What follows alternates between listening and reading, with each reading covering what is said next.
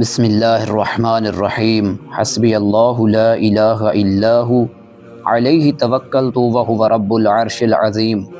مومنین، آج میں آپ کے سامنے اس بات ایمان ابو طالب پر امام سجاد علیہ السلام کا بتایا ہوا وہ راز بیان کروں گا جس سے ابو طالب علیہ السلام پر اعتراض کرنے والوں کی کمر ٹوٹ جاتی ہے، اور دوں گا چند اعتراضات اور سوالوں کے جواب۔ امام زین العابدین علیہ السلام سے حضرت ابو طالب کے ایمان کے بارے میں سوال کیا گیا تو امام نے فرمایا، مجھے تعجب ہے کہ لوگ حضرت ابو طالب کے ایمان کے بارے میں مجھ سے سوال کرتے ہیں، حالانکہ خدا نے اپنے نبی کو منع کیا کہ کسی مسلمان عورت کو کافر کے نکاح میں باقی نہ رکھے۔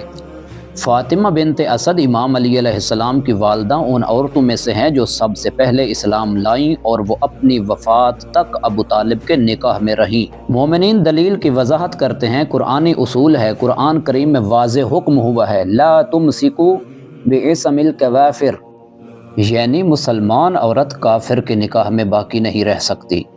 فاطمہ بنت اسد کا اسلام، تاریخ بتاتی ہے کہ فاطمہ بنت اسد ابتدائی مسلمانوں میں سے تھیں، وہ ایمان میں سبقت کرنے والی خواتین میں شمار ہوتی ہیں۔ ابو طالب علیہ السلام کے بارے میں یہ جو کہتے ہیں کہ اگر ابو طالب علیہ السلام نعوذ باللہ کافر ہوتے تو فاطمہ بنت اسد کا نکاح ان کے ساتھ فوراً ختم ہو جاتا، کیونکہ یہ خدا کا حکم تھا کہ مسلمان عورت کافر کے نکاح میں باقی نہیں رہ سکتی۔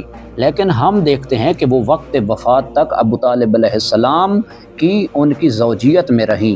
اس سے قطعی طور پر ثابت ہوتا ہے کہ ابو طالب علیہ السلام کامل الایمان تھے، اور وہ کیسے کامل الایمان نہ ہو جس کا چھوٹا بیٹا کل ایمان ہو سکتا ہے کہ مخالفین اس بات کا سہارا لیں، کیا رسول اللہ نے اپنے چچا ہونے کی رعایت کی یا عہدہ رسالت کا حق ادا نہ کیا؟ جواب یہ ہے، ایسا سوچنا رسول کی عصمت کے خلاف ہے۔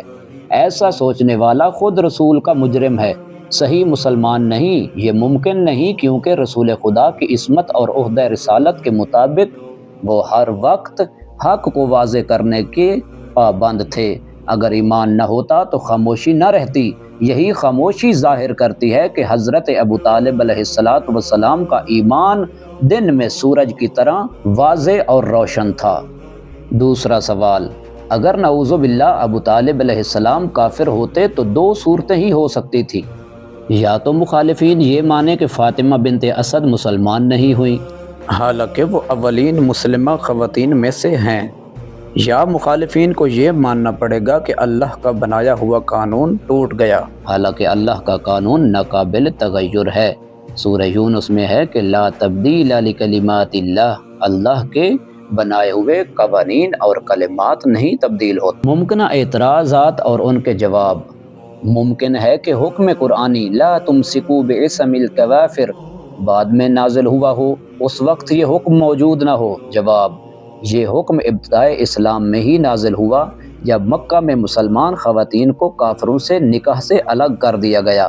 اگر ابو طالب کے زمانے میں یہ حکم لاگو نہ ہوتا تو امام سجاد علیہ السلام اس دلیل کو بیان ہی نہ کرتے، کیونکہ وہ معصوم ہیں اور ایسے استدلال میں غلطی نہیں کر سکتے۔ دوسرا اعتراض، کچھ لوگ کہتے ہیں کہ فاطمہ بنت اسد بعد میں مسلمان ہوئیں، اس لیے ان کا اسلام ابو طالب علیہ السلام کی وفات کے بعد تھا۔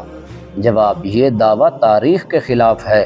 تمام معتبر تاریخی ماخذ بتاتے ہیں کہ فاطمہ بنت اسد سبقت کرنے والی خواتین میں سے تھیں۔ اسیرۃ الحلبیہ، الاستیعاب، طبقات ابن سعد وغیرہ ان تمام کتب میں، ان تاریخی کتب میں یہ واضح لکھا ہوا ہے کہ فاطمہ بنت اسد اسلام میں سبقت کرنے والی خواتین میں شامل تھیں۔ وہ مدینہ ہجرت سے پہلے اسلام لا چکی تھی اور شروع سے ہی رسول اللہ صلی اللہ علیہ وآلہ وسلم کی خدمت گزار اور حامی تھی۔ اسی لیے یہ دلیل نہ صرف معصوم سے نقل ہے بلکہ قرآنی و فقہی اور عقلی اصولوں کے مطابق درست ہے۔